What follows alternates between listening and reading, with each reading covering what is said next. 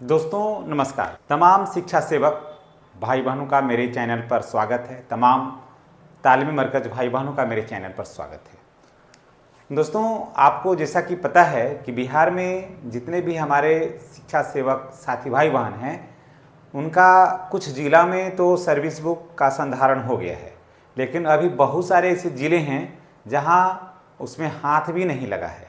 परिणाम ये हो रहा है कि जो 15 साल सेवा दे रहे हैं जो शिक्षा सेवक अपने विद्यालयों में 2010 से लेकर के 25 तक, अभी तक उनके पास कोई ऑथेंटिक प्रमाण नहीं है।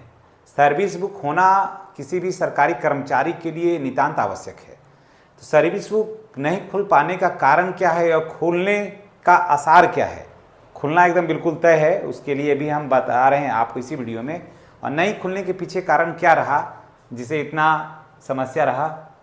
प्रक्रिया में देरी हुई, बहुत इतना प्रक्रिया जटिल हो गया कि इसमें काफ़ी देरी हुई और जिसका परिणाम ये हुआ कि आज तक मामला जो है ना वो पेंडिंग हो गया।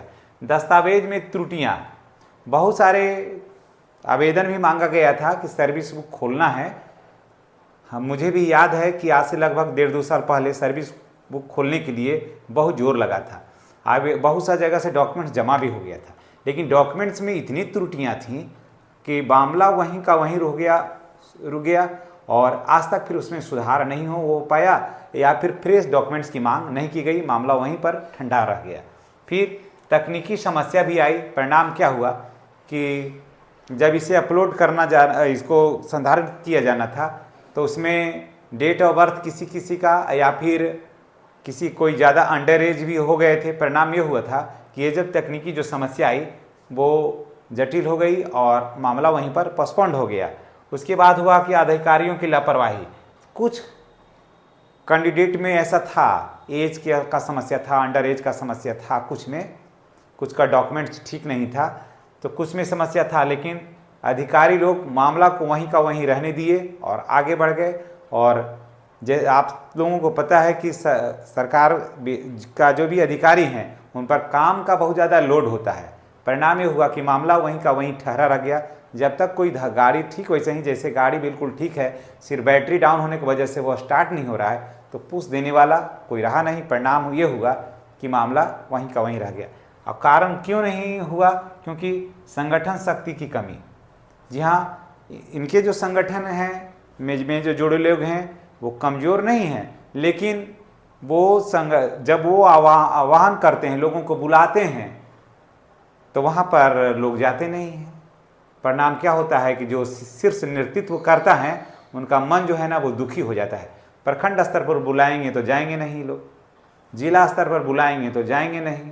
परिणाम क्या होता है कि जो संगठन करता है ना उसके दिल में ठेस लगती है और मामला वहीं का वहीं रह के जाता है, जिसके परिणाम स्वरूप आज लगभग 15 वर्ष के बाद ही मामला वहीं का वहीं अटका हुआ है। लेकिन देर आया दुरुस्त आया, अब नहीं होगी देर। अब उसके लिए बहुत बढ़िया प्लेटफॉर्म आ गया है। आइए जानते हैं।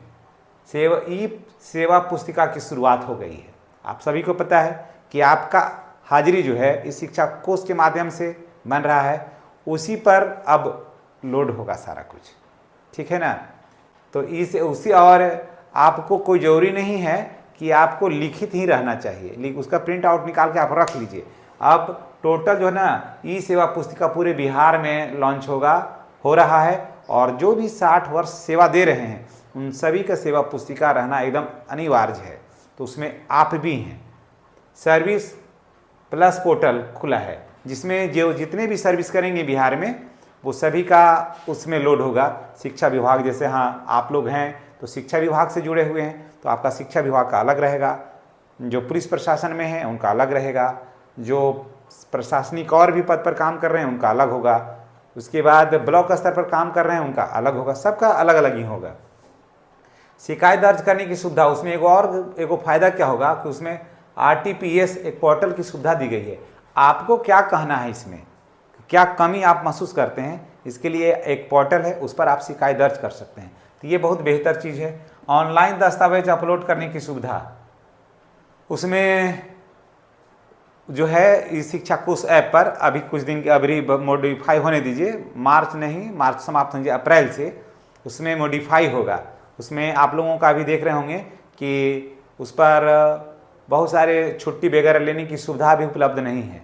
तो अप्रैल से पूरा संभावना है कि उसको फिर मॉडिफाई कर रहा है, और रिफ्रेश जब करेगा ना तो उसमें आपकी छुट्टी लेने की जो सुविधा है उसमें उपलब्ध हो जाएगी।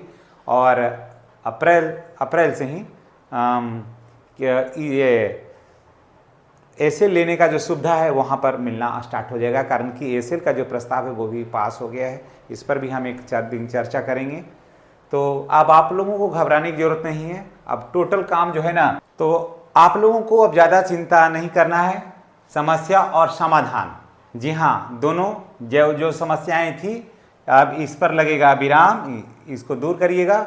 और ये जो समाधान है यहाँ पर ही आपका, यहीं से प्रॉब्लम का जो है वो सॉल्यूशन यही होगा। और अब बहुत ही कम 1-1.5 महीना के अंदर ये सारा शुरू होने वाला है। अभी शिक्षकों का भी नहीं हुआ है, शिक्षकों का भी जो है ना अब जो है पूरा डिजिटल होगा, उसी के साथ साथ सारे कर्मचारियों का होगा। और इस शिक्षा कोष पर जितने भी शिक्षा सेवक भाई बहन हैं, जितने तालीमी मरकज भाई बहन हैं, सभी का समाधान इस शिक्षा पोर्टल के माध्यम से ही होगा। और वहीं पर डिजिटल फिर सर्विस बुक खुल जाएगा ना, तो सारी समस्याओं का समाधान वहीं से शुरू हो जाएगा। तो दोस्तों, इन्हीं बातों के साथ हम आपसे विदा लेते हैं। नेक्स्ट वीडियो में आपसे हमारी पुनः मुलाकात होगी। अगर चैनल पर नए हैं तो चैनल को सब्सक्राइब करके बेल आइकन को दबा दीजिए, ताकि वीडियो का नोटिफिकेशन जो है वो आपको मिलता रहे। धन्यवाद।